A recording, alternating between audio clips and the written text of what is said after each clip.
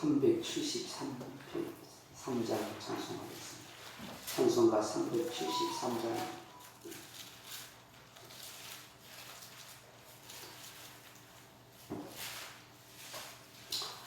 373장. 찬송가.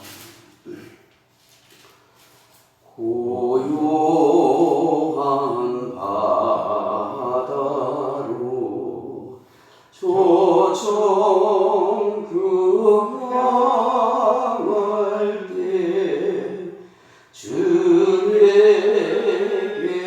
순품 주시니 참 감사합니다.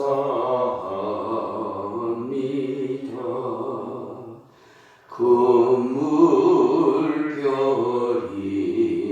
일어나 나 쉬지 못하나 이 풍랑으로 인하여 더 빨리 갑니다. 내 걱정 근심을 쉽게 하시고 내 주여 모든 영혼을 곧바르게 하소서. 이 세상 도락간 주 뜻을 본받고 내 몸이 의지 없을 때 큰 믿음 주소서.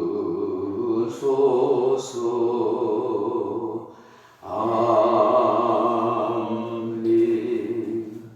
하나님 말씀 사도행전 4장 11절 말씀 같이 보겠습니다. 사도행전 4장 11절 말씀입니다. 이 예수는 너희 건축자들의 버린 돌로서 집 모퉁이의 머릿돌이 되었느니라. 아멘.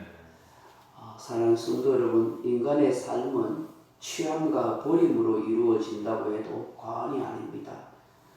사람은 자신에게 유익하고 가치 있게 여겨지는 것을 추구하고 취하는 반면에 해가 되거나 별로 유익이 없다고 생각되면 가차없이 버리는 것입니다. 사람의 대인관계에서도 역시 마찬가지입니다. 자신에게 필요하고 도움이 되는 사람과는 좀 더 깊은 연을 맺기 위해서 안달하고 가까이 하려 하지만 도움은커녕 짐이 된다고 여겨지는 사람은 거리낌 없이 외면해 버립니다. 이처럼 인간은 지극히 자기중심적입니다. 어쩌면 부패한 인간의 마음이 당연한지 모르겠습니다. 문제는 그 취향과 버림의 기준이 저마다 다 다르기 때문에 버리지 말아야 할 것을 버리고 취해서는 안 되는 것을 취하는 어리석은 사람이 될 때가 많다 하는 것입니다. 오늘 본문의 말씀은 히브리적 사고와 문학적인 표현입니다. 이 말씀의 구절이 성경 여러 군데 나와 있습니다.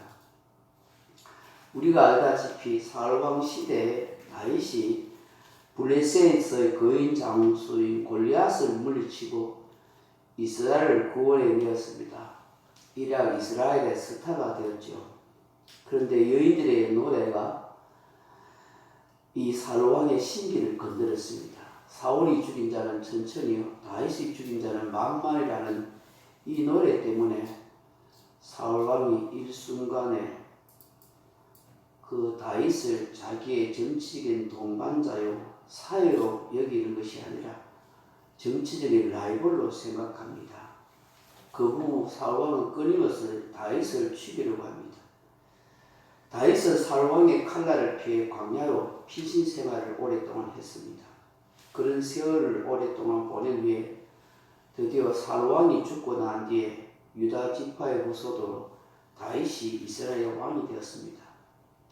그때 하나님을 찬양한 노래가 시편 118편입니다.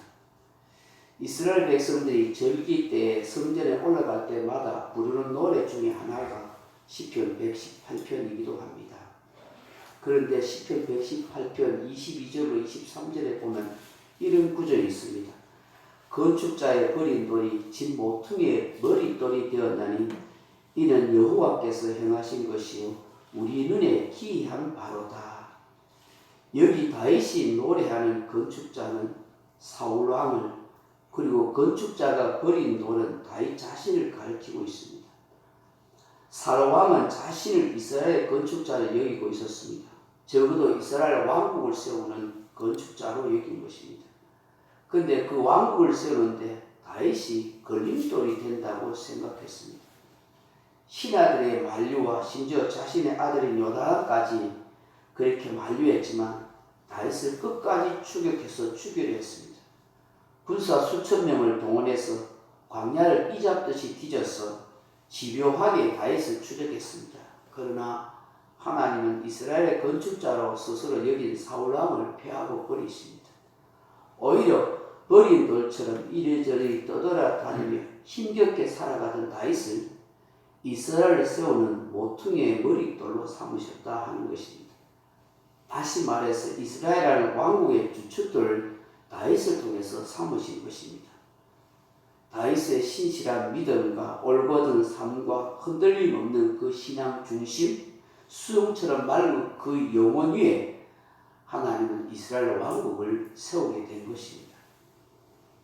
다윗은 사울 왕이 수단 방법을 가리지 않고 자신을 죽이려 하는 것과 그런 상황 속에서도 하나님이 자신을 지켜주시고 이스라엘 왕이 되게 하신 전적인 하나님의 은혜를 알았던 것입니다.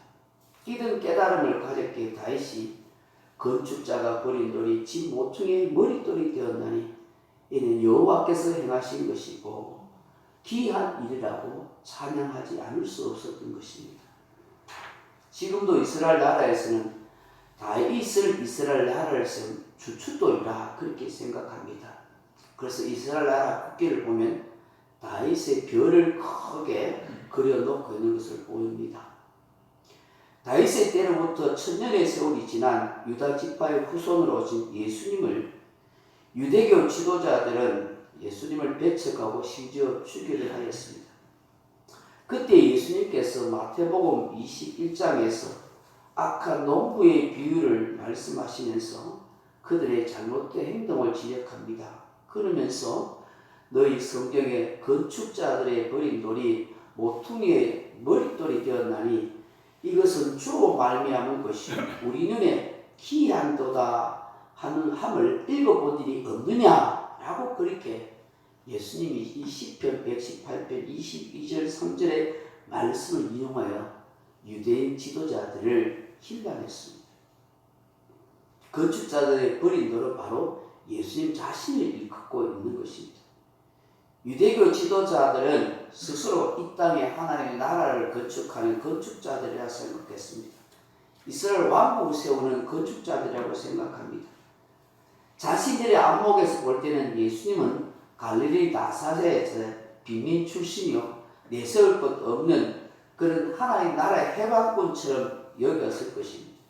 그러나 예수님은 하나님 나라를 세우는 주축돌로 하나님께서 세우시고 그 주축돌 통해서 교회를 세우게 된 것입니다. 성전 미문에 구걸했던 이 성천성 지체장에는 나사렛 예수 그리스도의 이름으로 걷게 했습니다.